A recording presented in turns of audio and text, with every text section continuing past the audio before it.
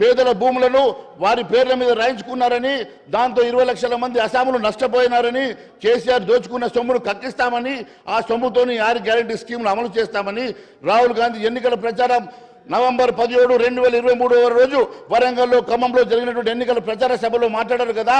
మరి దాని సంగతి ఏమైంది అధ్యక్ష?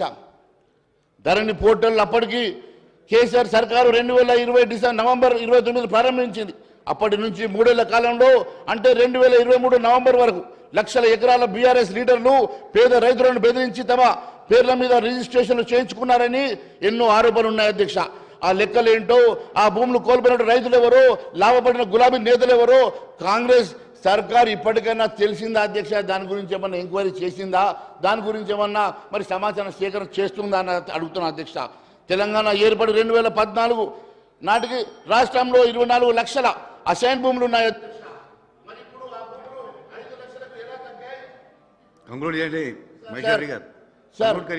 సార్ కంక్లూడ్ కన్నా సార్, తెలంగాణ ఏర్పడిన 2014 నాటికి రాష్ట్రంలో 24 లక్షల అసైన్ భూములు ఉన్నాయి అధ్యక్ష. మరి ఇప్పుడు ఆ భూములు 5 లక్షలకు ఎలా తగ్గాయి?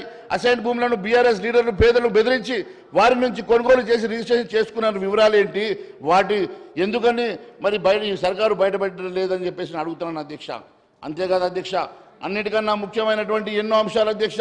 రాష్ట్ర ప్రభుత్వ భూములు, అసైన్ భూములు, దేవాదాయ భూములు, వక్ఫ్ బోర్డు భూములు, అటవీ భూములు, భూదాన్ భూములు లక్షల ఎకరాలు కేసీఆర్ సర్కార్ 5 ఏళ్ల కాలంలో అన్యాక్రాంతమైన అని చెప్పి వాటి విలువ 2 లక్షల కోట్ల వరకు ఉంటుందని అంచనా అధ్యక్ష.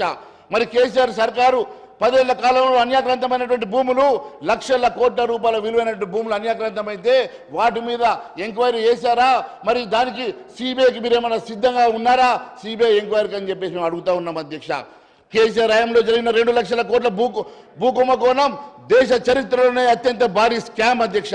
ధరణి పోర్టల్ నిర్మాణ ఒప్పందానికి విదేశీ కంపెనీలు ఫల్కాన్తో ఒప్పందం కుదుర్చుకున్నప్పుడు అప్పటి రాష్ట్ర ఐటీ శాఖ మంత్రి కేటీఆర్, రెవెన్యూ శాఖ మంత్రి స్వయంగా సీఎం కేసీఆరే కదా. మరి ఇలా కేసీఆర్ కుటుంబం ప్రమేయం ఉన్నటువంటి 2 లక్షల కోట్ల భారీ స్కామ్లో లోగుట్టు బయటపెట్టడానికి కాంగ్రెస్ సర్కార్ ఎందుకు వెనుకాడుతుంది? ఎందుకు వెనుకాడుకు వేస్తా ఉంది? ఎందుకు దాని మీద ఎంక్వైరీ పెట్టడం లేదు? ఎందుకు దాన్ని సిబిఐ ఇవ్వడానికి సిద్ధంగా లేదు? దీనికి సమాధానం చెప్పాల్సిన బాధ్యత ఈ ప్రభుత్వం మీద ఉన్నది అధ్యక్ష. సీఎంగా రేవంత్ రెడ్డి గారు బాధ్యతలు చేపట్టి తర్వాత 2వ రోజే ధరణి పోర్టల్ రివ్యూ మీటింగ్ పెట్టారు అధ్యక్ష. 5 సభ్యులతో కమిటీ వేసి 7.5 నెలలైనా ఇప్పటి వరకు దోషులు ఎవరో తేల్చలేదు. ధరణి పోర్టల్లో జరిగిన 2 లక్షల కోట్ల స్కామ్ని వెలుగు తీసి చిత్తశుద్ధి ధరణి అడ్డం పెట్టుకొని భూ అక్రమాలకు పాల్పడే బీఆర్ఎస్ నేతలను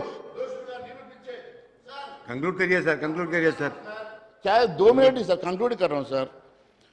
మరి లక్షల కోట్ల రూపాయల స్కామ్ను వెలికి తీసి చిత్తశుద్ధి ధరణి అడ్డం పెట్టుకొని భూ అక్రమాలను పాల్పడినటువంటి బీఆర్ఎస్ నేతలు దోషులుగా నిరూపించే చిత్తశుద్ధి మరి ఈ ప్రభుత్వానికి ఉన్నదా? ఈ స్కామ్లకు విచారణకు సిబిఐకి మీరు సిద్ధమా అని చెప్పి అడుగుతున్నాను అధ్యక్ష. ఈ పోర్టల్ని విదేశీ కంపెనీ को साहब ये फॉरेन कंपनी को दिए साहब, पूरा आज हमारे इस देश की लाखों करोड़ रुपए की इस लैंड की सारी इंफॉर्मेशन आज फॉरेन कंपनी के साथ है साहब. सो ये पोर्टल विदेशी కంపెనీకి అప్పగించే అంశంపై ఇప్పటి వరకు అప్పటి ఐటీ మంత్రి కానీ లేక రెవెన్యూ శాఖ నిర్వహించిన కేసీఆర్ కానీ ఇప్పటి వరకు ప్రభుత్వం విచారించలేదు అధ్యక్ష. అంటే దీని వెనుక ఏదో మతలబు ఉందా? మరి ఎందుకోసం విచారణకు మీరు ఈ ప్రభుత్వం సిద్ధంగా లేదో తెలియాల్సిన అవసరం ఉంది అధ్యక్ష. తెలంగాణ ఏర్పడి 2014 నాటికి భూముల రికార్డు పోలిస్తే ధరణి పోర్టల్లో దేవాదాయ వక్ఫ్ బోర్డులకు 40% తక్కువగా, ఫారెస్ట్ ల్యాండ్లో 6 లక్షల ఎకరాలు తక్కువగా ఉన్నట్లు తేలింది అధ్యక్ష. ఇంత ప్రభుత్వ భూములు ఇన్ని లక్షల ఎకరాలు అన్యాక్రాంతం అయితే దాని మీద స్పష్టత లేకపోతే లక్షల ఎకరాల భూములు బీఆర్ఎస్ భూ బకాసురులే మింగేశారని తెలిస్తే మరి దాని మీద ఎందుకు ఈ సర్కార్ ఎంక్వైరీ పెట్టడం లేదు? ఎందుకు దాని మీద సిబిఐ ఎంక్వైరీ ఇవ్వడం లేదు?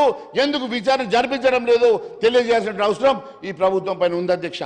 ధరణి పోర్టల్ నిర్వహిస్తున్నటువంటి ఫాల్కన్ సంస్థ విదేశీ సంస్థ అధ్యక్ష. మరి ప్రతినిధులతో రాష్ట్ర ప్రభుత్వం భూ అక్రమాలు సంబంధించినటువంటి సమాచారం తీసుకుందా? నిషేధ జాబితాల్లో 2020 నవంబర్లో ఉన్నటువంటి భూములెన్ని, 2023 నవంబర్ నాటికి ఉన్నటువంటి భూములెన్నో, ఎన్ని లక్షల ఎకరాల భూములు అన్యాక్రాంతమైనాయో తెలియజేయాల్సినటువంటి అవసరం ఈ ప్రభుత్వానికి ఉన్నది అధ్యక్ష. ధరణి పోర్టల్ నిర్వహణలో ఫాల్కన్ సంస్థ నుంచి కేంద్ర ప్రభుత్వం సంస్థ NIC నేషనల్ ఇన్ఫర్మేటిక్స్ సెంటర్